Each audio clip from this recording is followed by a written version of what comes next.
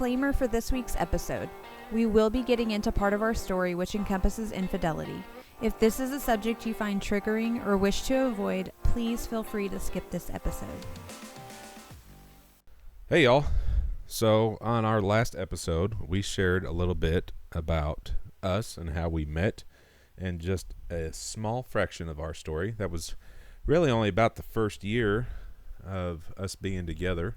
Yeah. And like we said, things moved very quickly and we jumped all in.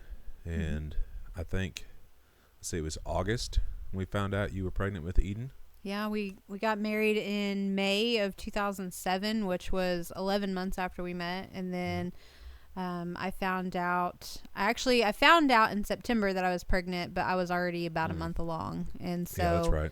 About 3 months being married, and we found out we were pregnant. And Yep. so in May of 2008, we welcomed our baby girl, Eden. Which, if you do the math, that doesn't add up.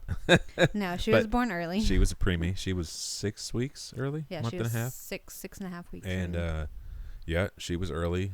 Heather had a lot of complications with her pregnancy, especially the last trimester. Yeah. They really started in the latter half of your second trimester, which I remember you being sick. It just seemed like you were sick Yeah, I was all the super time. sick. She went to the doctor a lot. She had a lot of blood pressure issues. But for the most part, Eden was growing. They didn't see any concerns with Eden.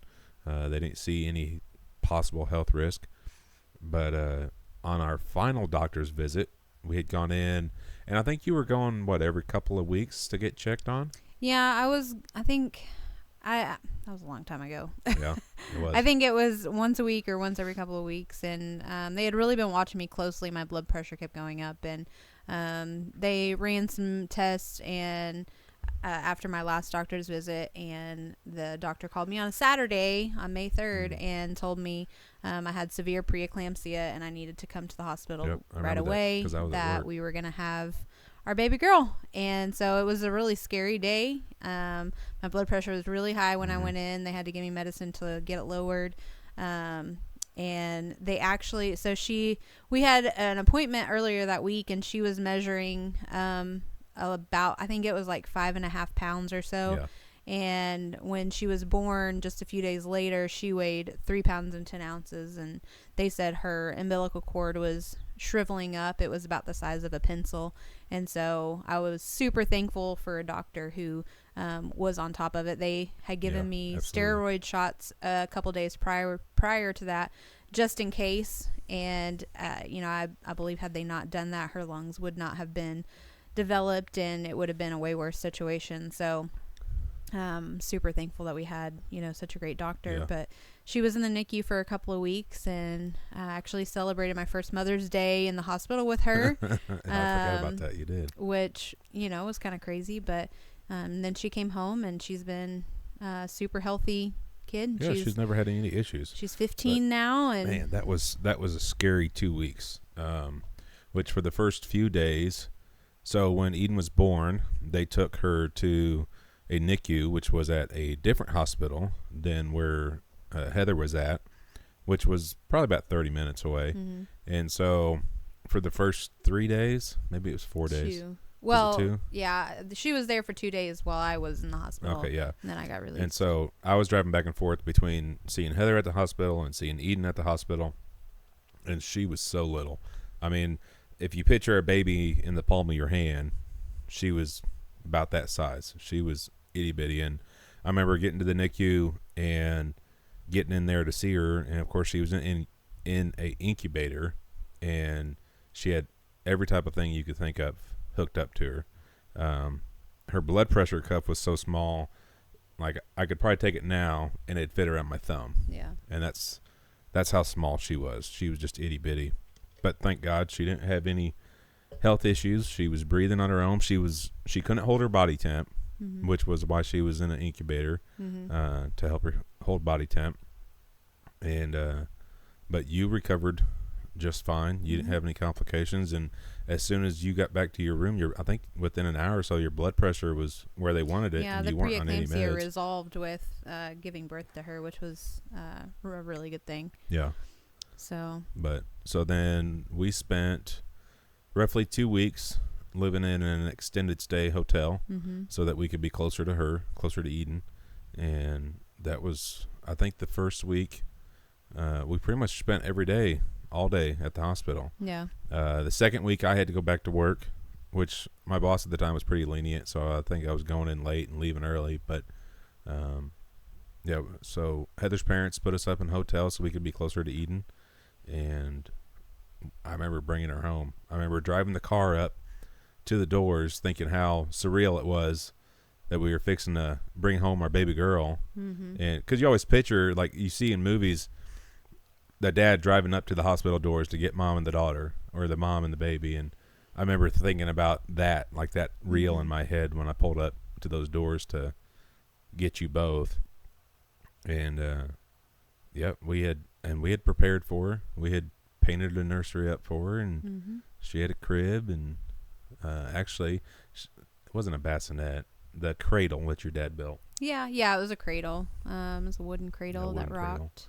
Yeah. And but yeah, she's an amazing young woman. Yeah. She is doing phenomenal in everything that she is part of. We actually got 2 calls from her principal this past week, just bragging on her. Yeah.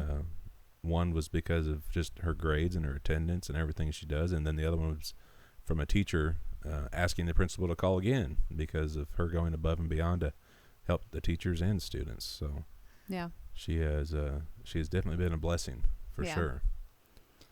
So that takes us up to 2008. We're gonna have to speed this up.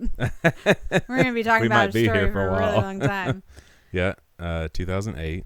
And at the time, we were living in the first house that we'd ever actually lived in together.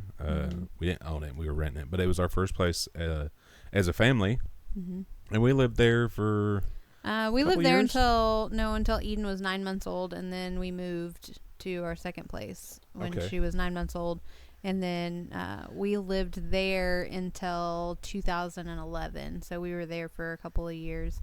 And then that was when we moved in with my parents. Oh, yeah. Yep.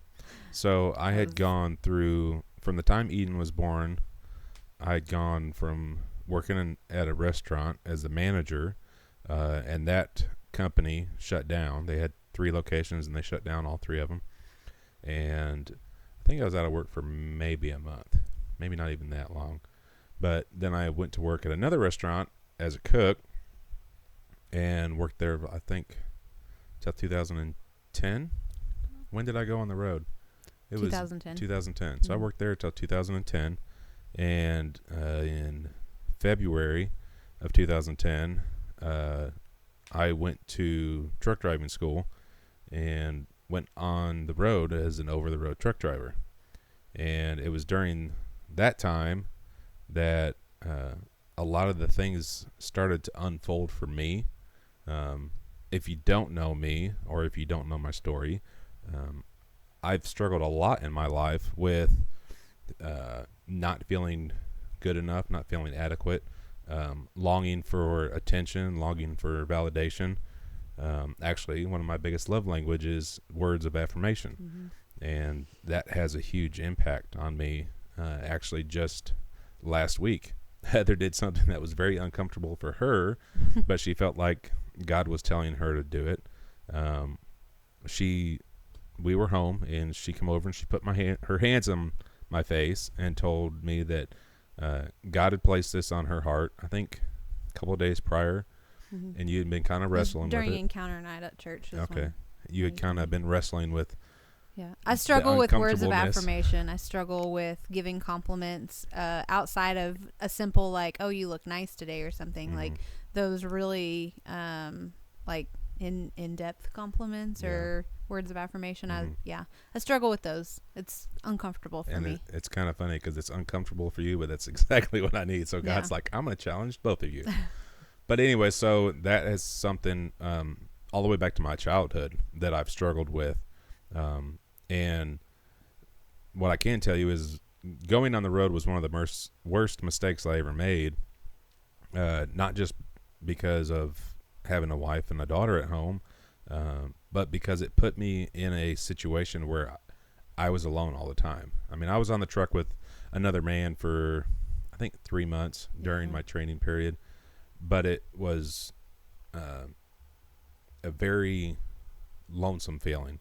It's isolating. Very isolating, yeah. Not having affection throughout the day, not getting to see you guys throughout the day, not having that physical contact throughout the day.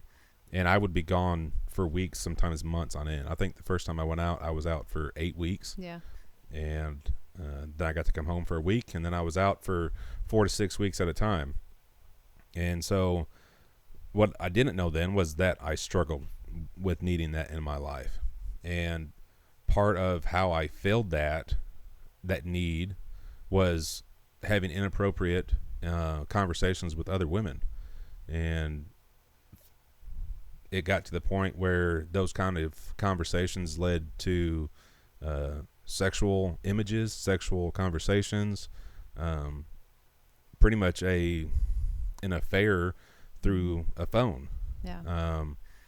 During that year, there was no physical type of an affair, but it was definitely an emotional thing for me, which is something I've learned over the years. Like I said, is the emotions are just as, if not more so, impactful. Yeah, I think some people brush off, an affair as, well, if I didn't have sex with somebody, if there wasn't like physical relations there, if there, was no physical contact, that's not an affair. But, I would say from the moment that your mind steps out of your marriage, that's an affair. Yeah. No matter how far it goes or how it could just be simple inappropriate text messaging with a person of the opposite sex, which I will say, if it is a person of the opposite sex who your spouse doesn't know you're talking to, It's doesn't matter. Yeah, it doesn't matter what the content of those messages are. It's inappropriate. Like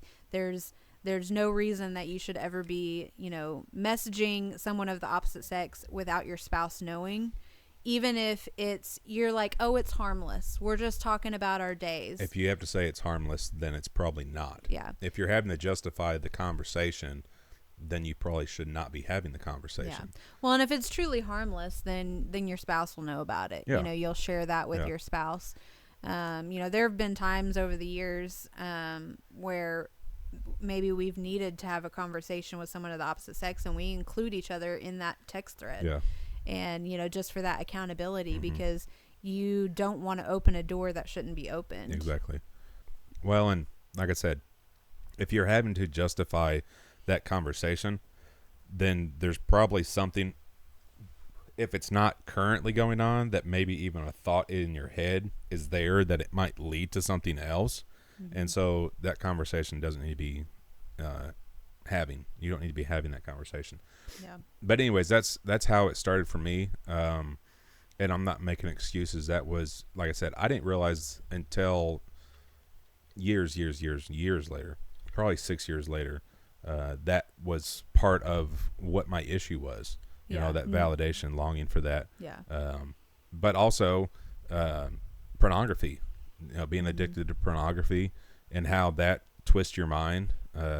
That is not just a physical thing, but it's also a mental thing. It puts images into your head, and it will actually alter what you believe reality should be. Right. And not just alter what you think reality should be, but it puts this craving there, this longing to somehow make that realistic in your life. Yeah. Well, and I think it just desensitizes you to real life. Absolutely. So, Absolutely. When you're watching porn all the time, and then you're intimate with your spouse, it somehow becomes not enough. Yeah. Because in your mind is just like thinking about all of these, fantasy images basically that you've been seeing on the screen, and real life can never measure up to that. Those are scripted. Those are, choreographed, if you will. Exactly. I mean, they are. It's stuff that just doesn't happen in real life. And so, but your brain starts, like you said, craving that. And so when you try to compare your real life to that, like it'll never measure up, No. which sends you going back to the porn over and over again because oh well, now your real life isn't satisfying enough, so now I've got to go over here and fulfill my need in another way, Or having inappropriate conversations with other women, because that feeds into that it, fantasy exactly thing. and it feeds that craving, it feeds into that. And it took me a lot of years for me to realize just how much of an impact that had on me. Which pornography was introduced when I was just a kid. I was 8 years old the first time I ever seen pornography, and it had been something that had a hold of me until my late 20s.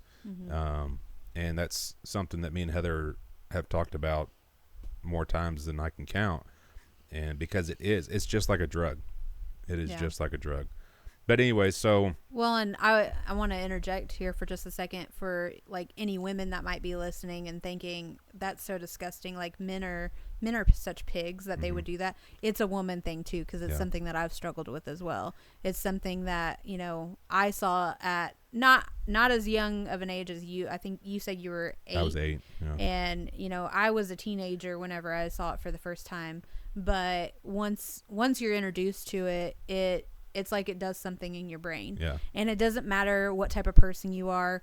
Like if you struggle with it, it doesn't mean you're a nasty person. It doesn't mean that like you're a bad person. No. It means you're human. And that sexual desire that's inside of us is something that God put inside of us. But the world has twisted it and made it very perverse. And so when these perverse images are put in front of you, your brain, it's like it does something in your brain, and you start to want to see that again. It creates a feeling inside of you, and you start to crave that feeling. And so that was something I struggled with for many years. We struggled with it together for a while. And it's really like any other addiction. It's no different than being addicted to drugs, to alcohol, to food. I mean, there's so many things in this world that you can be addicted to, and it's no different than that. It's a substance that elicits a feeling inside of you, and it makes you crave it more. Well, and I think back to the sermon series that our pastor did talking about Battlefield of the Mind, and he was talking about how our brain will actually create new neurological pathways for those type of things. So whether it's an addiction to pornography or an addiction to alcohol or drugs or whatever it may be, after so long of doing that, your brain creates these new neurological pathways, and so it's there. And that's why it's so hard to break yourself of an addiction, is because it's not just I'm not going to do this anymore. Like there is actually things that have chemically changed in your body and in your brain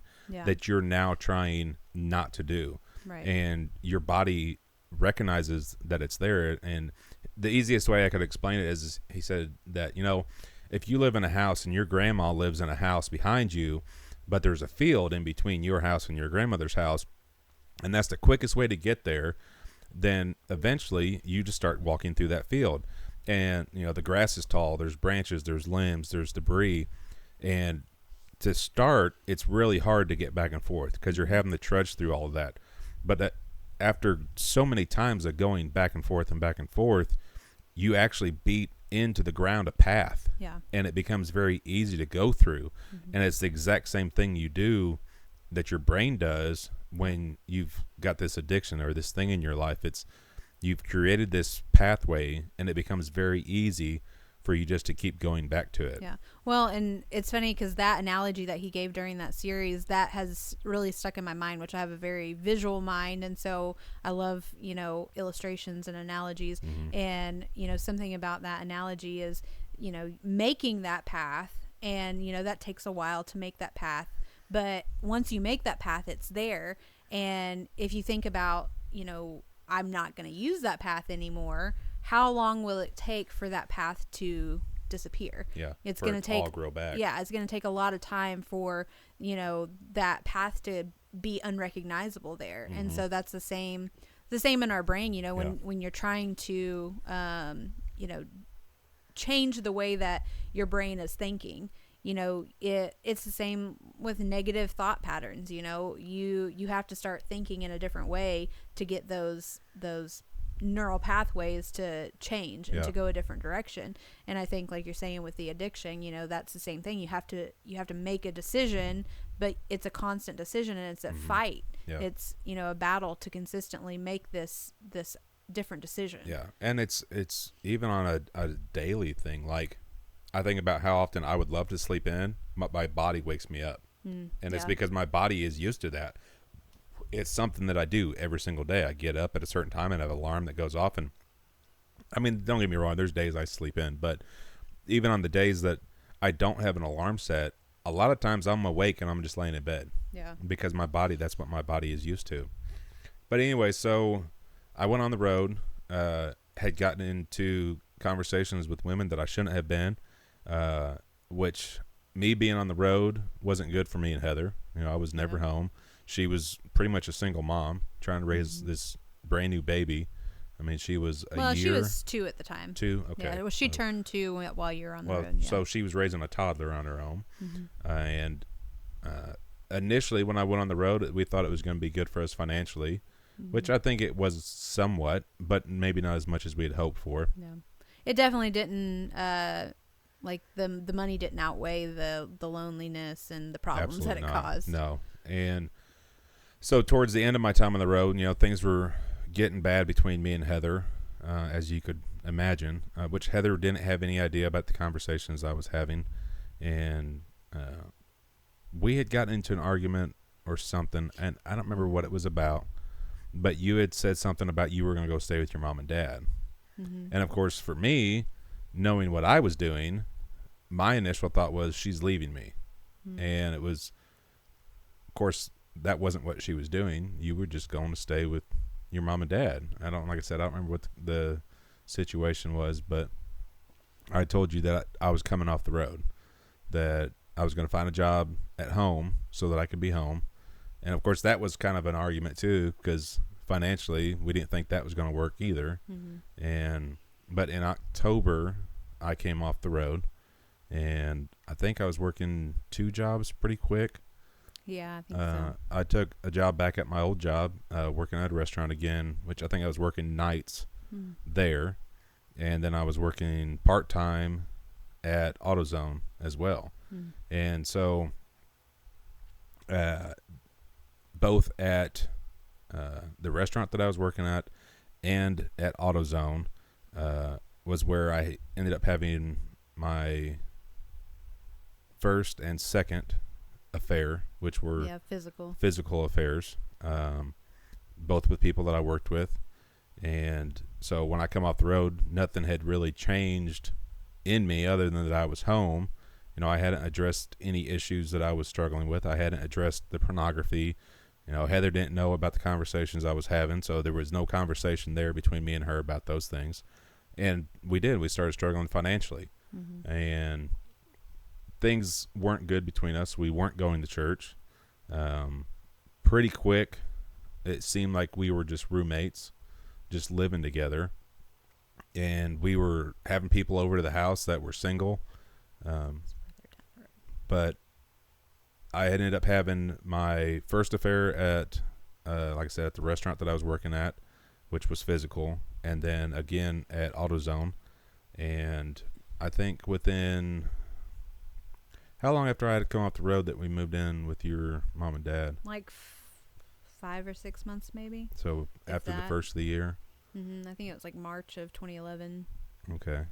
And, of course, you can imagine that wasn't an easy situation. That wasn't easy on us or her I think it parents. was just we were really struggling financially, and we thought it was going to make sense to move in with them, which my parents live way out in the middle of nowhere. We thought we were going to save money.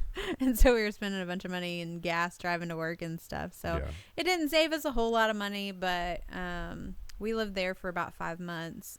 And then we moved out in September of 2011. And shortly thereafter found out I was pregnant with our son. Yeah. And which I vowed to never move on September 1st ever again, because the only 2 times we've moved on September 1st, I found out I was pregnant. Both times. Both times. Yep. So you'll never find us moving in September. We cannot have any more kids, but we will never move in. Yeah, but we're not stepping Not into gonna that. test that. No, we're not going to test that theory. And it's just the theory, but we're not going to test that. So, just a little bit from my perspective of things. So, Terry was on the road in 2010, and it was very lonely at home. It was just me and Eden. It was lonely, I think, mostly at night.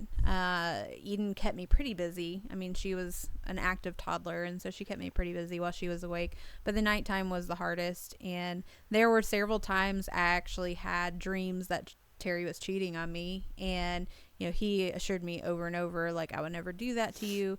And so I just chalked it up to, I'm just lonely and my mind's playing tricks on me. There were some little things throughout that time. I think it was before you went on the road, like little lies about silly little stuff that you had lied about, and I remember like that really weighing on me, and me spinning those lies in my head of like, okay, well, if you can lie about these little things, what else could you lie about?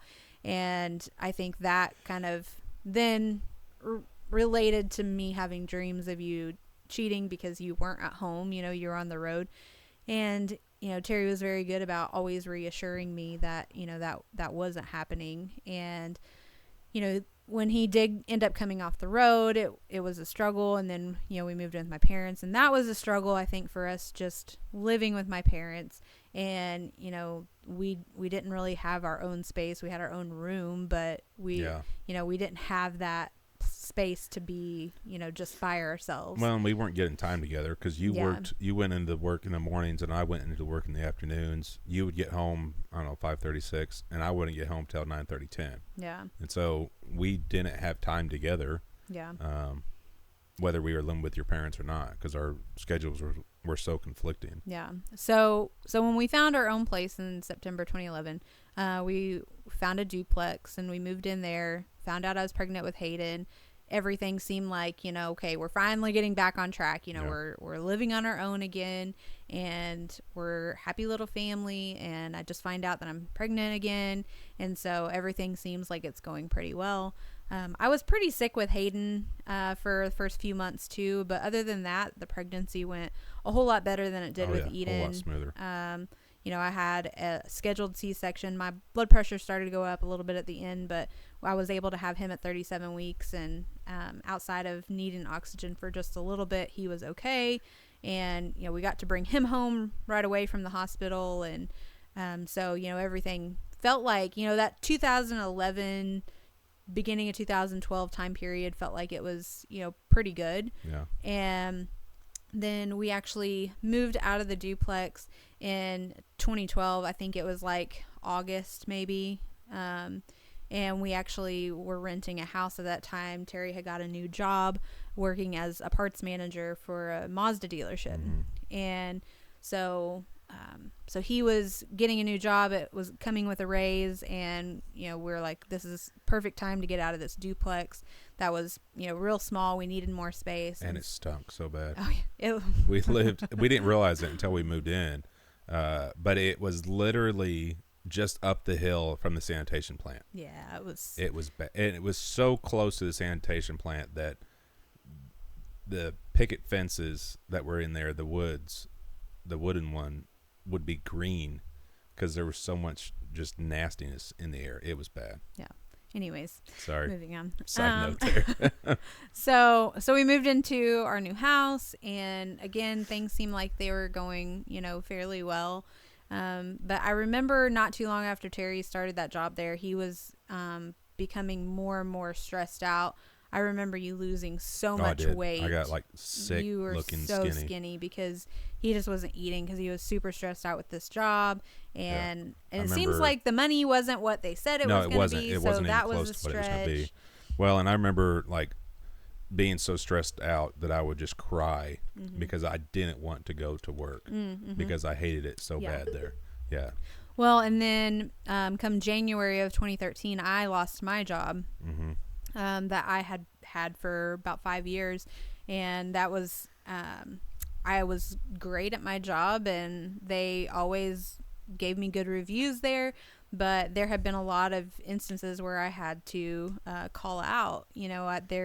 I ended up having surgery. So I had my gallbladder removed yep, shortly you had your gallbladder after, removed after Bub. my son was born. And then I know he had been sick, and Eden had been sick, and I had been sick, and Terry started a new job, and so it was kind of on me to call out if one of the kids were sick. And so I'd used up all my time, and so they let me go. And that was a struggle, because we had been in our new house for like 6 months or so. Yeah. And so then we were left with a bigger rent payment and one income. Mm-hmm. And so we really had a decision to make, because at the time both kids were in daycare, and with the job I had, it was enough money that we were doing okay paying for that.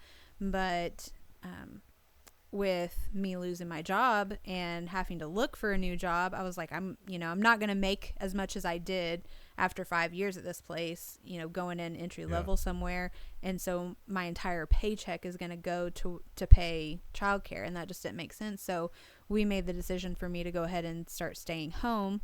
And I actually started babysitting on the side to make extra money, which was just added stress, really. That was really stressful. I had, including my own kids, I had 6 kids at one time, all under the age of 5. And, that was a really stressful time. Well, and I had this unrealistic and unknown expectation on you that, well, Heather's going to be a stay-at-home mom. She's just going to take care of everything at the house. Mm-hmm. And which is completely unfair to you, especially because it was unknown. It was just this expectation I had in my head. Well, she doesn't work now. Everything's going to be done at the house, even though you were babysitting. And I think at one point you had how many kids? 6. I was thinking there was more. I thought there was no. Maybe it was just 6. Was it including our kids? Mm-hmm. Okay, but I had this unrealistic expectation that the house was going to be clean, the laundry was going to be done, the dishes were going to be done, dinner was going to be cooked. I mean, just the most, what's the word I want? Like putting this expectation on you. Yeah, like an unrealistic expectation. That all this stuff was going to be done.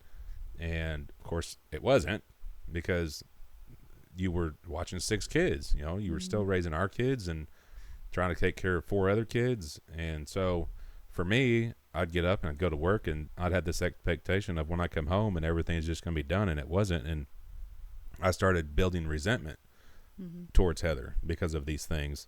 And again, it's just unrealistic, and she didn't even know about it, because there was no conversation, which that put distance between us. There was this, we were already in a bad spot. I was still lying behind your back. I was doing things that I shouldn't have been doing behind your back. And at Mazda, that was where I had my third and final physical affair. There was a lady that I met there that I kind of worked with. She would take care of certain things for me, and it just started off as flirting, and then it led to text messaging and phone calls and meeting, and then I ended up having a sexual relationship with her. And again, it was all, there's so many layers to what took me to those places. I think we might have still been going to church at that point. Yeah, but for appearances probably. Yeah, it was definitely for appearances. It wasn't because we were trying to be in right relationship with God. Well, and I really think it boiled down to, because I'm pretty sure we were going to my parents' church at the time, and we went there quite a lot over those first years of our marriage, and it really just became like we were going because we didn't want questions from my parents of, hey, where were you today? Where were you at church today? Yeah. So we would just go. And we were, that was in 2012. Is that what you said?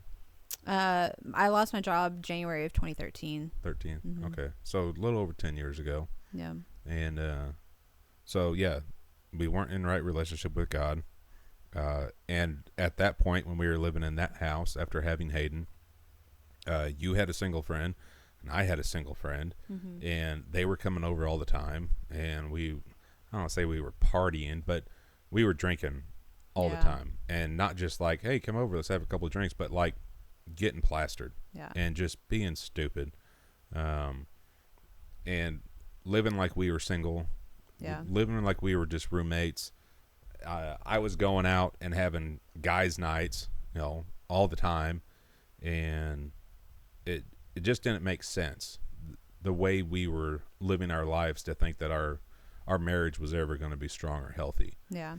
And of course, like I said, that was during the same time that I had had my third affair, and Heather had been having a lot of thoughts and feelings like something was going on. Mm-hmm. She still didn't know at that point what I had done or what I was doing.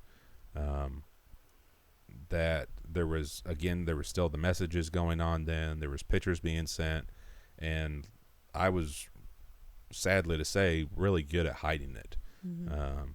Covering my tracks, getting rid of stuff. Yeah. Well, and I had, for probably about 6 months, I was super suspicious. I felt suspicious of him all the time.